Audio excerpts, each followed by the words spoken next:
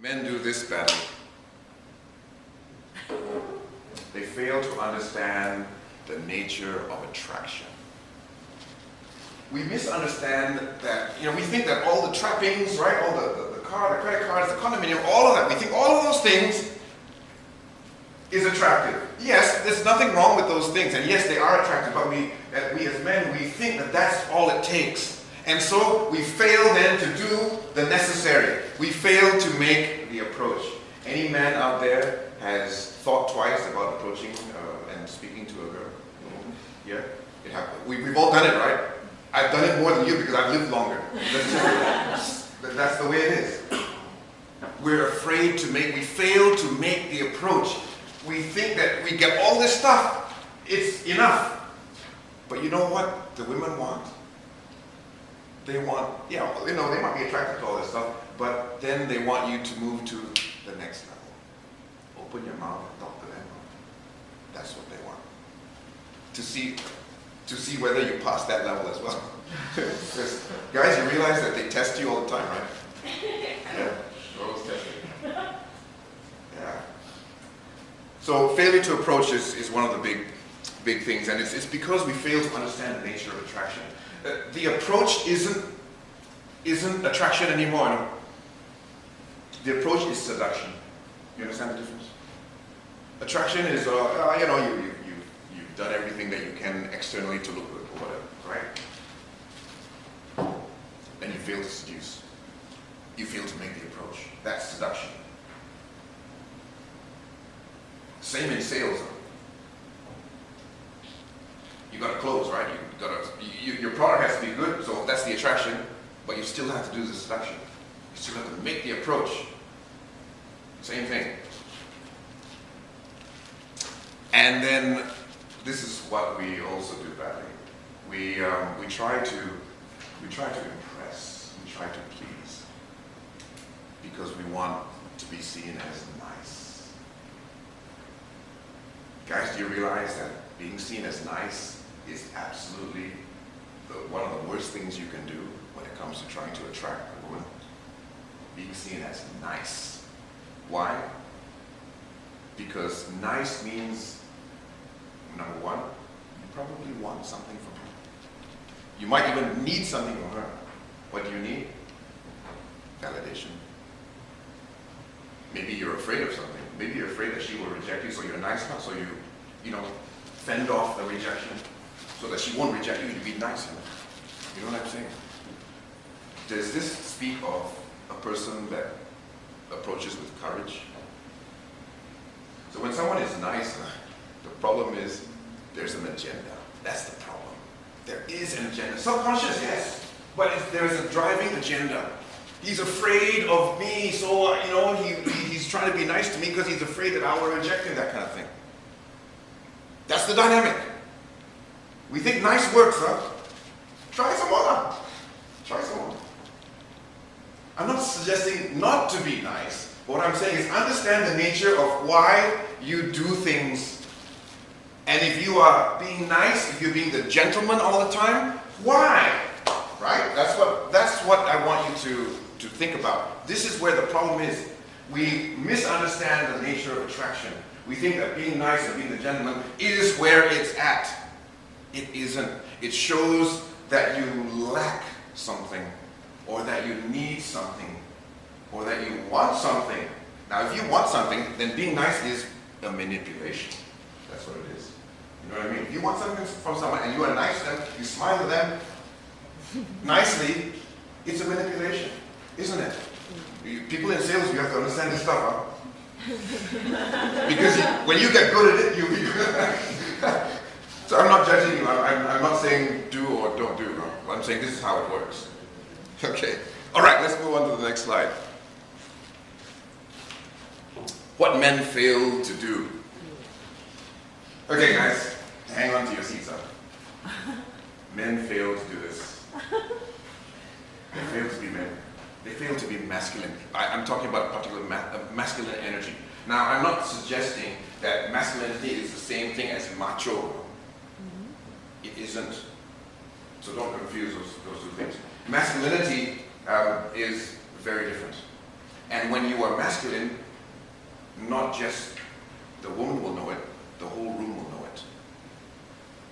Because you know what you're about. You know what your purpose is. You know what you desire. You know these things. And this is masculine energy. You know what you're going to do. This is masculine energy. We fail to do this, guys. We fail to really have a sense of entitlement. You're a man, you know. That has value. And the women will agree, you know.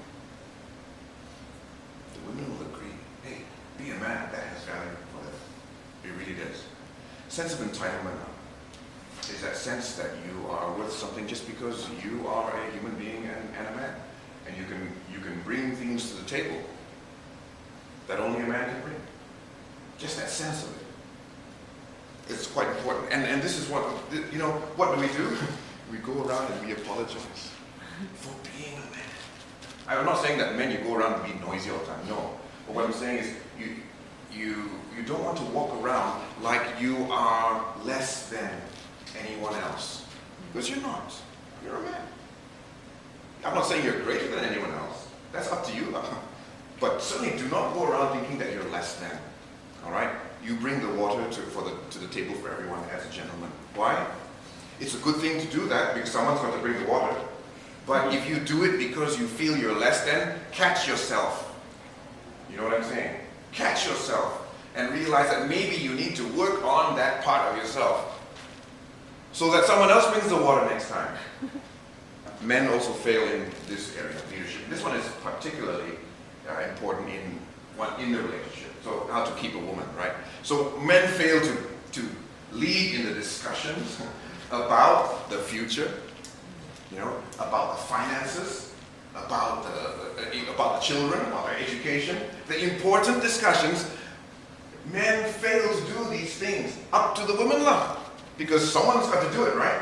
So men, we leave the woman to pick up the pieces.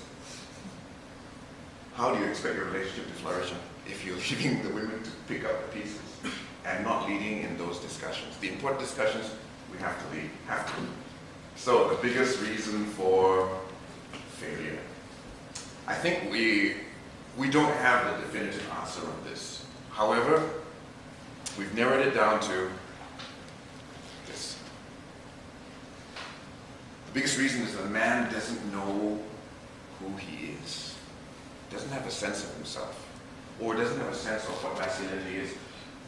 I don't want to embarrass anybody, but how many of you here now could not really define masculinity if I asked you? How many of you could not do that? Just raise your hand. If you don't think you could actually articulate what masculinity means.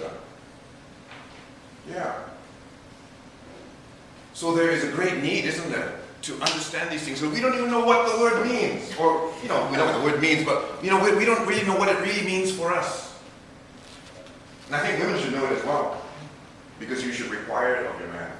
You know, if women don't require and have these tests, if they don't require it, the whole of civilization will collapse on it. So guys, it's good that women have these standards. And it's good that women push you to be a man. Force us to be men. This is very good. I've broken this one down. He doesn't understand masculinity, and hopefully after this you will understand essentially what masculinity is. Understanding that what his purpose is. Purpose includes desires, all right? A man that knows what he wants. Ladies, put up your hand if you think that it's sexy when a man knows what he wants. Oh, yes. Yeah, there you go. Okay, men, look at it. Huh? They didn't go, okay, let's speaker, ask question better. No. Yeah. Yeah, that was a yeah, baby answer. Yes, baby. Yeah. Men don't have this. Some do, yes.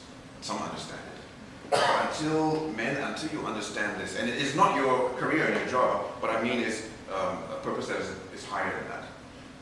A vision for yourself, or what you want to leave behind by the time you die. You know what I mean? It's what mark you want to make on the world. That's what I'm talking about, the power of purpose. When you understand the power of purpose, your masculinity will be up there.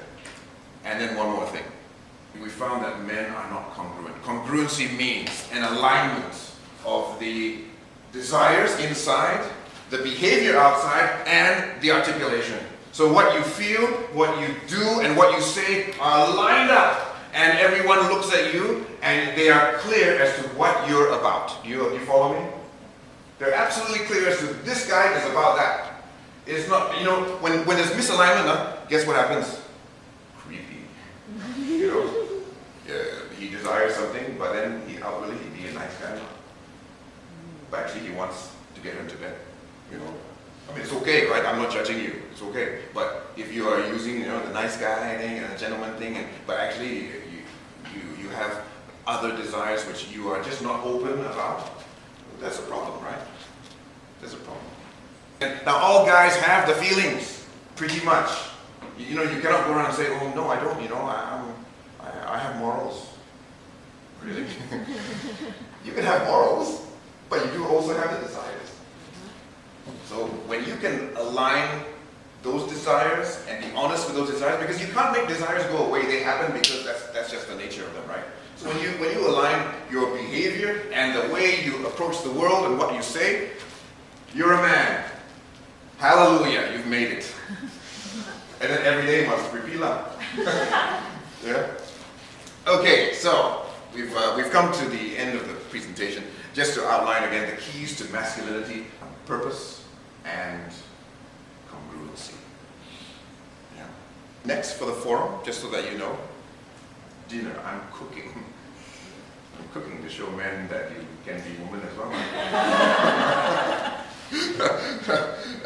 And there are 10 seats. There are less than 10 now. But if you are interested to contribute to the discussion, what's the topic?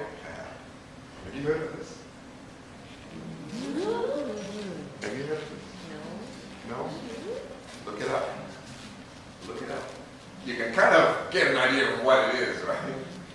Yeah. So the next topic is the mangina, and how the mangina syndrome is a huge, huge problem, particularly in the West, but because we are becoming more and more westernized, it will be a problem here if it isn't already. And we're talking about a problem